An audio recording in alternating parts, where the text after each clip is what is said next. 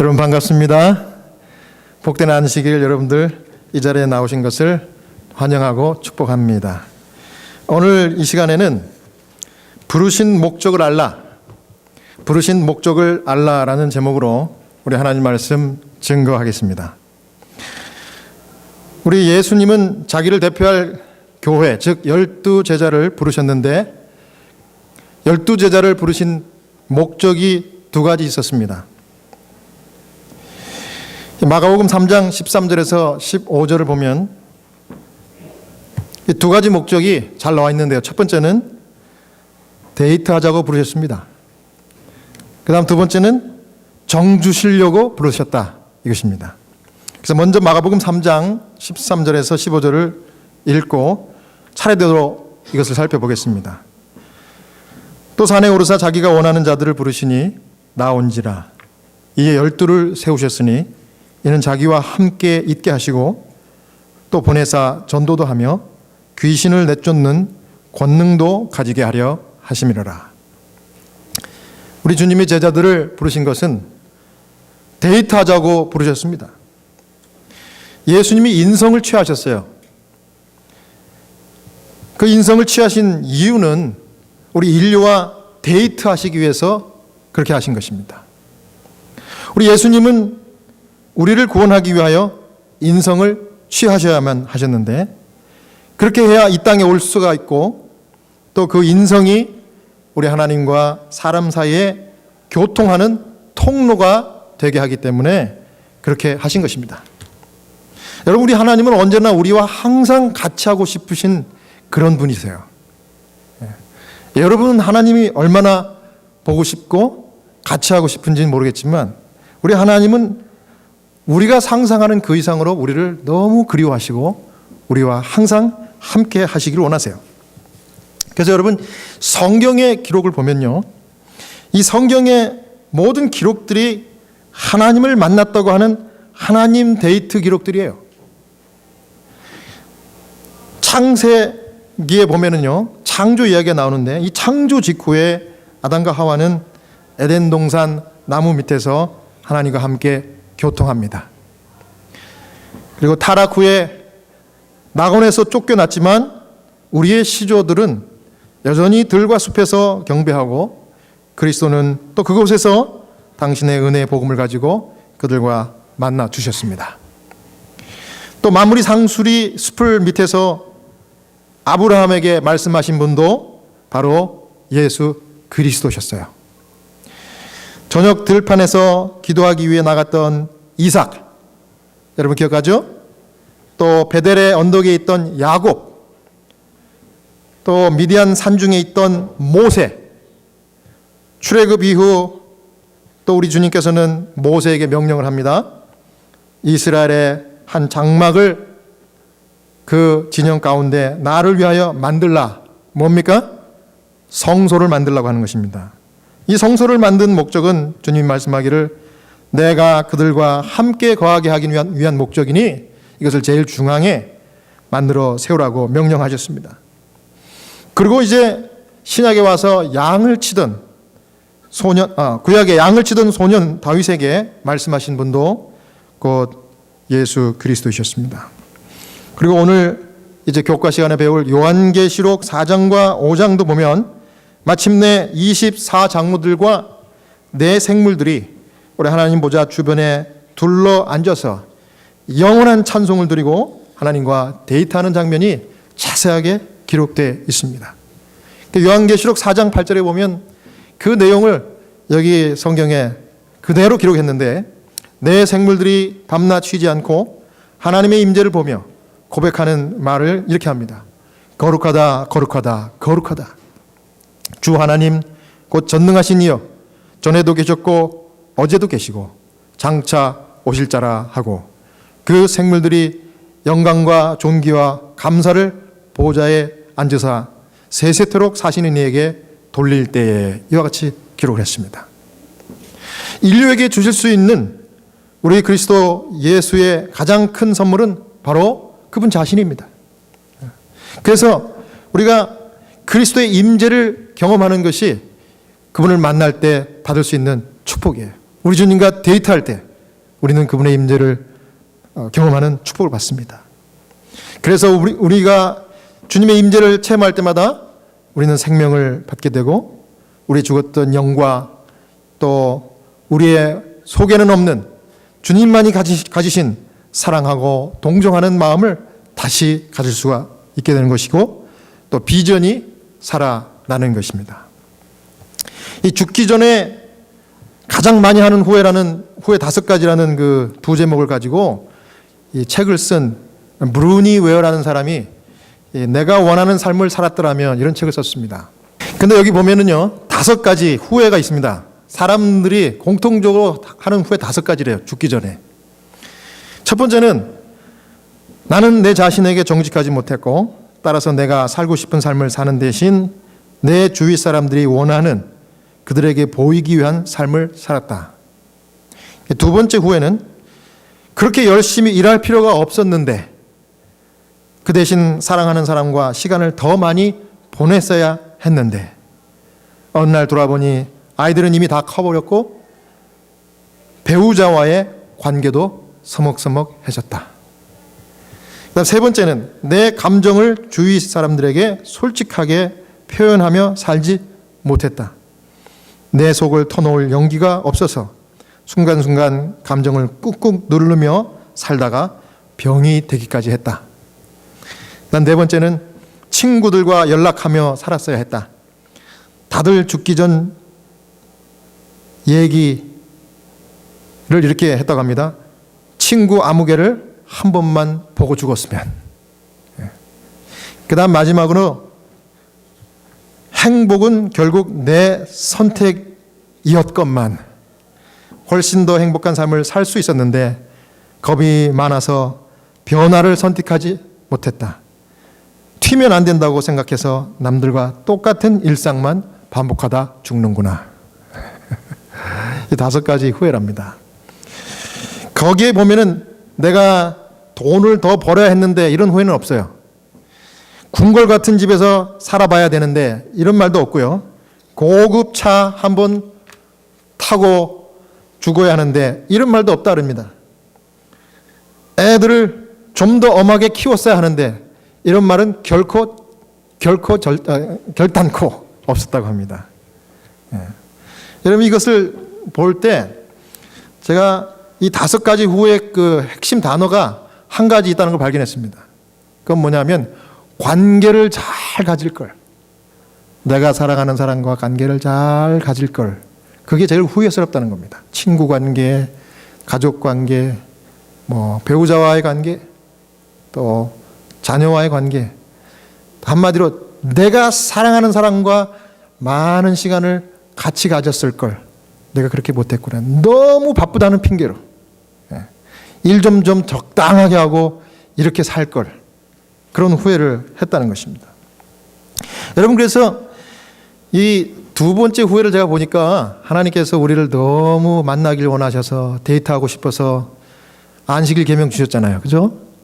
그 안식일 계명에 뭐라 그럽니까? 길게 쓰셨잖아요. 그 길게 쓴 내용을 요약하면 이거예요. 안식일은 일 좀 그만해라. 그 맨날 하는 일 안식일 좀 그만해. 그리고 사랑하는 가족들과 함께 나를 만나러 와라 이거예요. 이게 행복이라는 겁니다.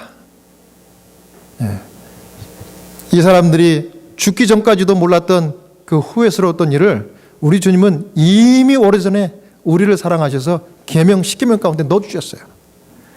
그러니 여러분 이 말씀에 순종해서 이 자리에 이렇게 나오는 것이 얼마나 큰 축복과 얼마나 큰 특권인지 여러분 감사하시기 바랍니다. 그래서 하나님이 모든 복을 다 부어주시는 것입니다. 여러분 관계가 행복이고요. 만남이 행복의 시작입니다. 좋은 분들과 관계 맺는 거 행복이고 정말 사랑으로 관계를 시작하는 것이 행복의 시작이에요. 여러분 그러면 영원한 행복의 근원이고 시작이신 그리스도 예수를 만나는 것, 그분과 데이트하는 일을 일주일에 한 번만 하면 될까요? 매일 하는 게 좋겠죠. 할 수만 있다 그러면. 또 자주 하는 게 좋겠습니다. 여러분 사랑하는 사람이 생기면 그 헤어지면서도 하는 작별 인사가 있대요. 뭐라고 인사하는 줄 아세요? 애인들이 이렇게 서로 이렇게 헤어지면서 작별 인사 하는데 벌써 보고 싶어. 헤어지고 집에 가서 또 전화해요. 보고 싶다고, 그립다고. 왜? 사랑하니까. 그러니까 이제 남녀가 데이트를 하다가 사랑하고 너무너무 보고 싶고 헤어지기가 싫다 보니까 결국은 뭐 하는 겁니까? 결혼해서 사는 거예요. 그게 사랑입니다. 하나님이 우리를 그렇게 그리워하시고 데이트하기를 원하세요. 그래서 마태복음 1장 23절에 보라 처녀가 잉타하여 아들을 낳을 것이요. 이 아들 누굽니까? 예수 그리스도입니다. 근데 그의 이름을 임마누엘이라 하리라 하셨으니 이를 번역한즉 하나님이 우리와 함께 계시다. 하나님은 우리와 함께 하시기 위해서 아기로 오실 때부터 그분이 직접 선언하신 겁니다. 임마누엘. 내가 항상 함께 하겠다. 하나님 보이진 않지만 우리와 함께 하는 거예요. 하나님 두세 사람으로 내 이름으로 모이는 그곳에 나도 그들과 함께 한다 그랬어요. 이 자리에 함께 하는 거예요. 여러분과 함께 하는 것입니다. 제가 매주마다 방문하겠다고 약속한 95살 되신 호스피스 우리 미국 할머니 계세요. 이분은 집에 계시기 때문에 제가 집에 계신 환자들은 늘 전화로 약속을 해야 돼요. 어포인트먼트 해야 되잖아요. 미국 분들은. 그래서 늘 이렇게 집에 계신 환자분들을 케어할 때는 좀 신경이 쓰입니다. 왜냐하면 어떤 경우에는 오늘은 오지 마십시오 이런 경우가 많거든요. 그런데 이분에게 방문을 갔더니 이분이 기억력이 진짜 깜빡깜빡 하시는 분이에요. 갈 때마다 내가 누굽니다 소개를 해야 될 정도입니다. 그런데 제가 음악 목사라는 걸 알고 기타를 좀 쳐달라고 저에게 부탁을 합니다. 그래서 제가 기타를 치면서 찬송가를 여러 곡을 불러드렸더니 이 할머니가 꼭 한 곡씩 끝날 때마다 That is great. I like it. I love it. Beautiful. 항상 이렇게 칭찬을 해요. 한 곡도 칭찬을 안 한 적이 없어요. 그러니까 칭찬은요 들으면 고래도 춤추게 하잖아요. 그러니까 제가 뭐 5곡 부를 거를 10곡 부르고 와요. 그러다 보면 1시간도 되고 2시간도 되는 겁니다. 그런데 이분이 매주마다 와달라는 거예요. 그래서 제가 매주 금요일마다 갑니다.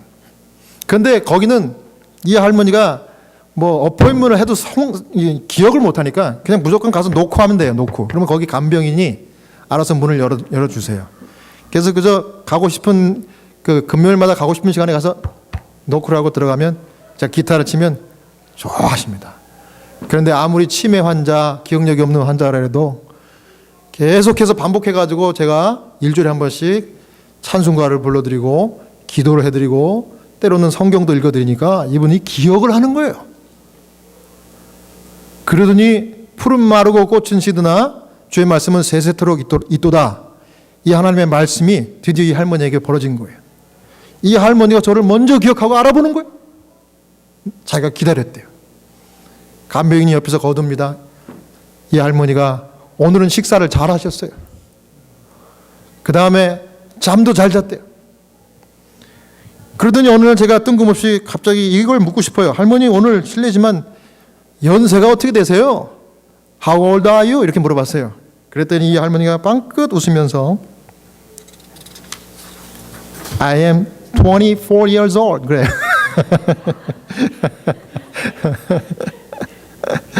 너무 웃기고요. 그런데 그 얘기를 하면서 얼굴이 빨개지는 겁니다. 수줍어하는 95살 된 할머니가 아직 자기 결혼 안 했다고 하면서 나같이 핸섬하고 돈 많은 사람이 있으면 소개해달라요. 그래서 저는 아니네요. 저는 핸섬한지는 몰라도 돈은 없습니다. 그랬더니 막 웃어요. 이렇게 웃고 찬양하고 기도하고 이렇게 하다 보니까 이 할머니가 점점 좋아져서 돌아가실 분이 안 돌아가셔요. 진짜 그 말씀이 생각납니다. 그 사도 바울이 그렇게 얘기했죠. 내 육신은 후패하나 내 속은 날마다 새롭도다. 하나님 말씀을 자꾸 이렇게 읽어드리고 찬송 부르고 기도했더니 이 할머니가 정말 그 속이 새로워져가지고 자꾸 젊어진 것 같아. 그래갖고 24살이 된 거예요. 마음이 그러니까 생명이 연장되는 거예요. 여러분, 그래서 정신없는 여러분들 혹 부모님 계시는데 내가 24살이에요 그러면요, 정말 꽃다운 나이라고 이렇게 지켜주세요. 예, 그러면요 오래 사셔요. 한 가지 비결입니다. 네. 여러분, 우리가 행복할 수 있는 방법은 우리 생명 또 행복의 근원 되시는 예수 그리스도와 데이트하는 거예요. 예수님은 찬송할 때 데이트하는 것이고, 예수님께 기도할 때 데이트하는 것이고, 주님께 우리 무릎 꿇고 또 하나님 말씀 받을 때 주님이 우리와 만나 주시는 것입니다. 이런 하나님의 생명의 임재, 이 축복을 일주일에 한 번뿐만 아니라 날마다, 또 여러분들이 가능하시면 더 자주 일상 중에서 끊임없이 경험하시는 지혜로운 성도가 다 되시기를 간절히 바랍니다. 자, 두 번째는요, 우리를 부르신 두 번째 목적은 정 주시려고 불렸습니다. 정. 예. 근데 이 정이 좀 특별한 정입니다. 먼저 시대소망 248페이지를 제가 읽겠습니다. 예수께서는 제자들을 당신에게서 보고 들은 것을 세상에 선포하는 증인으로 내보내기 위하여 부르셨다. 자, 주님이 우리를 부르신 것이 내보내기 위해서 부르셨대요. 그런데 예수님이 우리를 내보내시기 전에 주님이 세 가지를 주셔요. 세 가지. 그 세 가지 정을 주십니다. 이 말씀을 보니까 이 세 가지 정이라고 하는 것은 뭔가 하면, 첫 번째는 애정을 듬뿍 주셨어요. 두 번째 정은 인정을 아낌없이 주셨습니다. 그 다음 세 번째는 평정을 허락해 주십니다. 자, 차례대로 보면요, 애정을 주셨는데 예수님이 증인되라고 12제자를 부르신 다음에 주님이 그들에게 애정을 정말 아낌없이 쏟아부어 주셨습니다. 왜냐하면 주님께서 당신의 택하신 제자들을 다 부르셨는데 주님이 그 각 사람들의 12가지 품성들이 다 틀리다는 것을 다 아셨어요, 이미. 뿐만 아니라 그 사람들의 약점도 아셨고 허물도 훤히 아셨다고 시대소망 가운데 그렇게 기록합니다. 주님은 우리의 중심과 우리의 모든 것을 꿰뚫어 보시는 분이기 때문에 모르는 것이 없어요. 그래서 약점, 허물까지 훤히 아셨기 때문에 그 약점과 허물이 있고 그 별난 성격을 가진 제자들이 장차 이제 복음을 전하기 위해서 나가서 경험하게 될 그 고난과 위험과 지워야 될 책임을 생각하니까 제자들이 너무 안타깝고 너무 불쌍하고, 내가 이 제자들을 보내기 전에 충분히 사랑을 쏟아부어 줘야겠다고 애타는 정을 거기다 쏟아부어 줬다고 그랬어요. 여러분, 시대소망에 한번 읽어보세요. 저는 이 부분을 읽고서 참 감동을 받았습니다. 그런데 여러분, 애정을 주님이 제자들에게 표시한 방법 중에 참 재밌는 게 하나 있는데, 여기 마가복음에 보니까 그 제자들의 이름을 쭉 이렇게 보면서 그 제자들의 성격도 다 아신다고 그랬잖아요. 그러니까 그 성격의 결함과 약점을 커버할 수 있는 그런 제자를 상상하고 기대하면서 애정을 쏟아부으면서 그 애칭을 거기다 붙여주셨어요, 주님이. 애칭. 그래서 사랑의 사도라고 하는 누굽니까? 요한.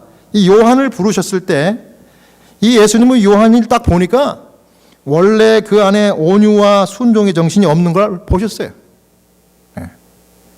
요한이 원래 이렇게 사랑하고 이렇게 온유한 제자가 아니었어요. 굉장히 성격이 불같았다고 그랬죠. 그래서 조금만 이렇게 화나는 일이 있으면 불같이 화를 내는 모습을 보고서 주님이 애정 어린 눈빛으로 보면서 이름을 별명처럼 애칭을 붙여주셨어요. 마가복음 3장 17절이죠. 무엇의 아들이라? 우레의 아들. 우레가 뭡니까? 우레가 벼락 아들이래. 벼락. 이 헬라어, 이 히브리어에 보면 son of something 아들 하면은 무슨 대명사처럼 그렇게 얘기합니다. 그러니까 너는 우레라 이거야. 넌 벼락이다 이거예요. 너 성격을 보니까 벼락이다. 장차 하나님의 복음의 벼락이 되겠다. 이렇게 하면서 애정으로 애칭을 붙여준 겁니다. 그 다음에 그 앞절에 보면 마가복음 3장 16절에는 또 누가 있었습니까? 시몬. 그 시몬을 보니까 이 성격이 어때요?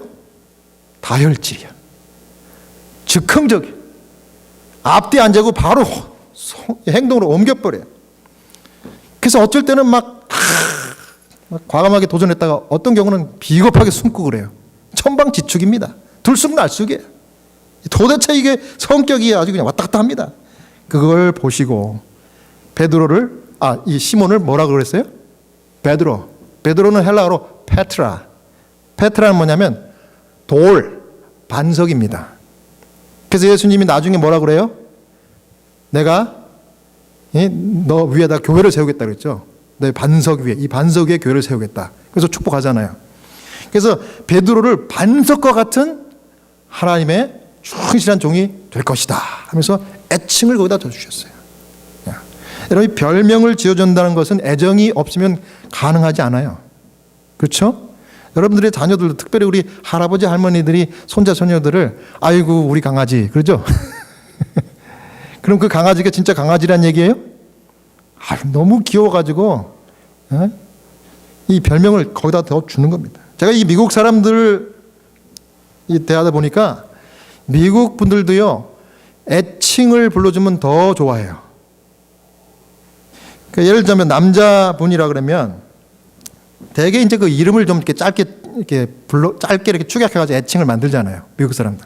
예를 들자면은 남자라면 윌리엄, 그럼 뭡니까? 베어. 예? 윌리엄을 빌이라 그래요. 예. 그 다음에 로버트, 누가 그래요? 밥.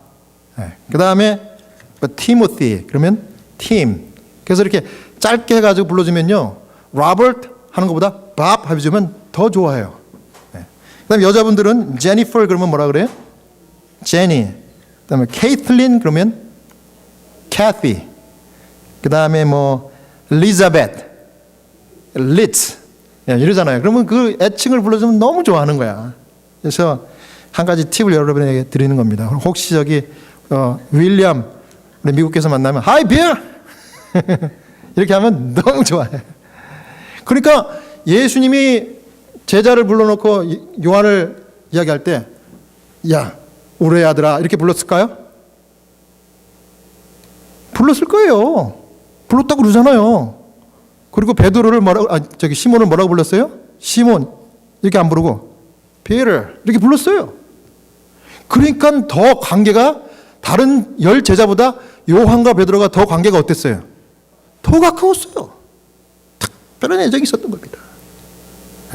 골고루 그렇게 주님께서 특별한 애정을 이 제자들에게 쏟아 부어 주셨습니다. 여러분, 그래서 우리 하나님은요 이 애칭으로 제자들을 부른 것처럼 여러분 각자를 정말 애칭을 불러가면서까지 가까이 하기를 원하신다는 것을 여러분 믿으시기 바랍니다. 그래서 여러분 한 사람 한 사람을 그 머리카락 세듯이 기억하고 이 자리까지 인도하신 분은 바로 이 주님이세요. 그러니 주님이 그 애칭을 부르는 할아버지 할머니 앞에 손자 손녀들이 어떻게 합니까? 제가 보니까 무장해제를 하더라고. 그래서 그냥 가가지고 할아버지 수염도 이렇게 잡아 당기질 않나. 무서운 게 없어요. 거기서 마음의 쉼을 얻는 것입니다. 그래서 다 내게로 오라 그랬죠. 내가 너희를 쉬게 하리니 내게 와서 배우라 그랬습니다. 자, 두 번째는 우리 주님께서 우리를 부르셨을 때 인정해 주십니다. 베드로전서 2장 9절에 보면 오직 너희는 택하신 족속이요 왕 같은 제사장들이요 거룩한 나라요 그의 소유된 백성이니 이는 너희를 어두운 데서 불러내어 그의 기이한 빛에 들어가게 하신 자의 아름다운 덕을 선전하게 하려 하심이라. 여기 우리를 인정해 주시는데요, 우리 보내기 전에 왕 같은 제사장이라고 합니다. 저와 여러분들은 주님 눈에는 정말 귀중한 존재들이라는 것이죠. 여기 왕이란 말, 여러분들이 왕이 안 돼봐가지고 왕이 어떤 특권을 누리는지 잘 모르시잖아요.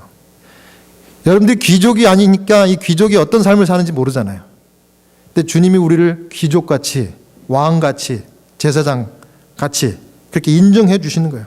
왜 그렇게 인정을 해 주시는가? 우리를 아름다운 하나님의 덕을 선전하는 자로 우리를 보내기 위해서 그렇게 했다는 거예요. 하나님이 우리를 부르시고 우리에게 거룩한 안수를 해주시는 겁니다. 제가 얼마 전에 미국 시민권을 이제 늦게 신청을 했는데 그걸 하면서 거기 보니까 이름을 바꿀 수 있대요. 아니면 이름을 좀 이렇게 더 이렇게 조금 조정할 수 있답니다. 뭐 넣든지 빼든지. 그래서 제가 이제 어차피 미국에 살고 하니까 미국 사람들에게 기억하기 쉬운 미국 퍼스트 네임을 거기다 애드를 했습니다. 그래서 브라이언 복락성 이렇게 해가지고 제가 이름을 바꿨습니다. 그런데 얼마 전에 혹시 브라이언이라는 그 이름이 그 영어 이름에도 뜻이 다 있잖아요. 혹시 무슨 뜻일까 하고 제가 찾아봤어요. 그랬더니 거기 뭐라 그러는가 하면 이게 기원은 아이리시 영국과 아이리시 그쪽에서 기원된 이름이래요. 이 브라이언이. 그런데 이게 무슨 뜻인가 하면 노블, 하이 뭐 이런 거래요. 그러니까 고결, 숭고, 귀족, 그다음에 지도자 뭐 이런 뜻이랍니다. 그래갖고 제가 시민권에 내 이름 잘 지었다. 그럼 베드로전서 2장 9절의 말씀이 딱 생각나더라고요. 너는 택하신 족속의 왕 같은 제사장이라. 거룩한 나라까지 얘기했어요. 저와 여러분이 하나님의 인정받은 나라의 나라. The kingdom of God이에요, 여러분이. 대단한 겁니다. 여러분들과 저를 하나님께서 보내실 때는요, 주님이 사랑스러운 눈길로 인정해 주시고 안수해 주셔서 우리를 내보내시는 것입니다. 너는 고결하고 숭고하며 귀족이고 지도자다. 자부심을 갖고 떠나가라. 이렇게 하시는 것입니다. 그러면 우리가 격 있는 삶을 사는 것이 마땅합니까? 말과 행동이 따라줘야 되겠죠. 그래서 격이 있게. 오늘 우리 교회에서 우리 이현 어린이가 특장을 하는 거 보니까 어리다고 우습게 보면 안 될 것 같아요. 이렇게 격이 있는 정말 멋진 특별 찬양을 불러주는 그런 하나님의 자녀다 하는 생각을 해봤습니다. 여러분 한 사람 한 사람이 다 격이 있어요. 소수가 모였지만 참 격이 있는 분들이야. 주님이 보실 때 얼마나 사랑스러운 존재입니까, 여러분? 여러분 하나님의 신실한 그런 증인이 되시기를 바라겠습니다. 그다음 마지막으로 주님이 주시는 정은요, 평정입니다. 세상을 구원하기 위해 우리를 부르시고 제자를 부르셨는데 주님께서 부르시면서 또 내보내시면서 뭐라고 약속하십니까? 내가 너희와 항상 함께 하리라. 어떤 상황이라도 내가 그들과 같이 하겠다 약속 주셨습니다. 마태복음 28장 19절 20절. 그러므로 너희는 가서 모든 민족으로 제자를 삼아 아버지와 아들과 성령의 이름으로 침례를 주고 내가 너희에게 분부한 모든 것을 가르쳐 지키게 하라. 볼지어다 내가 세상 끝날까지 너희와 항상 함께 있으리라 하시니라. 저는 여러분들이 이제 복음을 증거하고 주님을 나타낼 때 이 일에 적극 참여할 뿐만 아니라 이 일을 할 동안 우리 주님이 함께 하시는 놀라운 경험을 많이 하시게 되기를 바랍니다. 제가 우리 호스피스 환자분들 중에 이 여호와 증인 출신의 환자분들은 처음부터 거절합니다. 간호사분들이 이제 처음 오시는 환자분들에게 접수를 할 때 종교를 물어봐요. 그러면 이제 원하시면 우리 채플린이 기도해드리고 방문하겠습니다. 이렇게 얘기를 해요. 간호사분들이. 그러면 거의 한 99% 여호와 증인 교인들 환자들은요, 취소할 뿐입니다. 근데 두 분이 지난 2주 동안 새로운 환자가 들어오셨어요. 그래서 한 분은 어드미션 할 때 채플린 오지 말라고 그랬는데 한 분은 널싱홈에 계시기 때문에 제가 그냥 갔어요. 그런데 며칠 있다가 이 간호사가 연락이 왔습니다. 패스터 브라이언 거절한 여호와 증인 집에 계신 환자분을 한번 전화나 한번 해보라고. 전화는 한번 받아보겠다고 그랬다고. 그래서 제가 전화를 했어요. 그런데 제가 특별한 말은 안 했는데 아무튼 한번 가서 그 환자분을 보고 싶다고 하고 가족하고 통화를 했어요. 그런데 오라고 그래요. 그래서 어이구 이거 거절하지 않고 오라고 그러시네. 그래서 아주 기도하는 마음으로 갔습니다. 갔더니 그 환자분이 자기 언니예요, 언니. 그 중증 치매 환자가 돼가지고 말을 잘 못해요. 그리고 늘 우울증에 걸려가지고 이렇게 찡그리고 있어요. 근데 제가 갔는데 여기 내 언니라고 하면서 딱 소개를 해주는 겁니다. 그래서 제가 이제 늘 하던 대로 뭐 이렇게 Hi, how are you? How you feeling? 그러면서 이제 몇 가지 인사를 하고서 이제 손을 이렇게 잡고 이제 제가 그 앞에서 쉽게 얘기해서 이제 다 그러는 건 아니지만 그날따라 그 환자를 손을 잡고서 제가 좀 애교를 좀 부렸던가 봐요. 그래서 막 이렇게 그 앞에서 좀 이렇게 재롱 떨듯이 하면서 좀 춤도 추고 막 이렇게 했어요. 그랬더니 이 환자가 깔깔대고 웃으면서 뭐라고 중얼중얼 뭐 알아듣지도 못하는 말을 하는 거예요. 제가 한 10분 동안 그렇게 하는 거를 옆에서 그 가족, 그 동생, 여동생이 보더니 눈물을 흘리는 거예요. 패슬 브라이언, you come back again. 내가 보니까 당신이 우리 언니를 이렇게 케어하는 모습이 정말 사랑으로 케어하는 것 같다고. 그러니 오시라고. 그래서 한 달에 최소한 한 번 아니면 두 번, 원하면 두 번도 와도 된다고.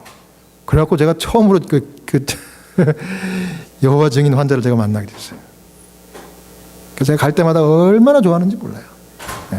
가면은 그 환자가 어떻게 기억하는지 저를 보고 바글바글 웃어요. 어떻게 패슬 브라이언만 오면 그렇게 웃네요. 네. 그 다음에 이제 또 두 번째 환자는 널싱홈에 있는데 제가 갔더니 아니 누워있는 이 환자가 혼자 있어요. 그래갖고 제가 제 소개를 하고 제가 이렇게 해서 기도해드리러 왔다 그랬더니 제가 자기 기다렸대요. 자기 기다렸대. 이분도 90이 넘은 분이에요. 할머니가. 그래서 그랬냐고. 그래서 내가 기도를 하려고 그랬는데 제가 무슨 기도를 할까요? 그랬더니 뭐 이것저것 기도를 해달라고 요청을 해요. 그래서 제가 이제 그걸 적어가지고 이제 기도를 했어요. 그때 기도하다가 자더라고. 그래서 제가 이제 주무실 때는 깨우면 안 되잖아요. 환자들이 잠자는 게 쉽지가 않거든요. 그래서 살짝 이제 옆방으로 와가지고 제가 전화를 했습니다. 그 딸에게. 딸은 같이 안 살기 때문에 전화했더니 딸한테 그대로 보고를 합니다. 제가 이제 방문하면 보고를 해요. 내가 이렇게 케어를 했습니다. 그 어머니가 내가 오늘 처음 갔는데 날 보더니 목사님 오셨냐고. 내가 소개를 하니까 목사님 오셨냐고. 너무 반가워하면서 기도를 내가 해드릴까요? 그랬더니 기도를 받더라고. 근데 기도를 이것도 해주고 저것도 해달라고 요청을 하더라고. 그랬더니 깜짝 놀라는 거예요. 야, 어머니가 말을 했냐고. 자기가 가지만은 매일 가지만 자기한테 말 한마디 아니면 딸도 못 알아본대요. 근데 말을 했다는 것은 참 you so lucky 그래요.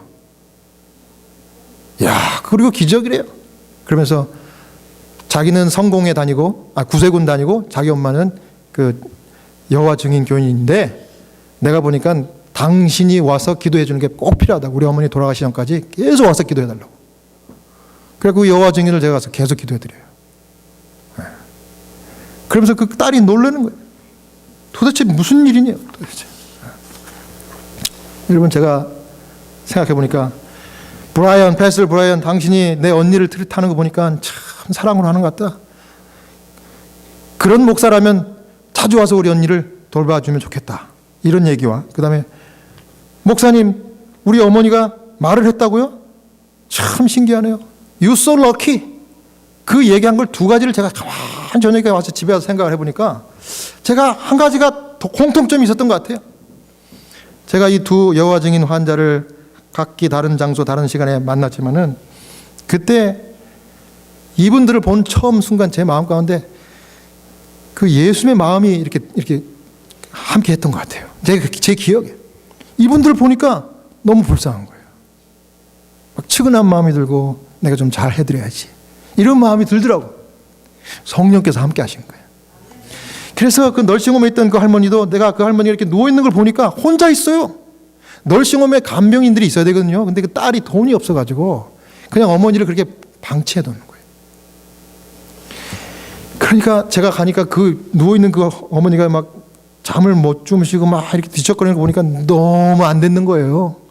그 할머니를 본 순간 제가, 할머니 내가 여기 온 목사인데요, 내가 할머니 위해서 내가 기도해 주려고 왔습니다. 그랬더니 그 할머니가 나를 딱 쳐다보더니 잘 왔다고 그래요. 잘 왔다고.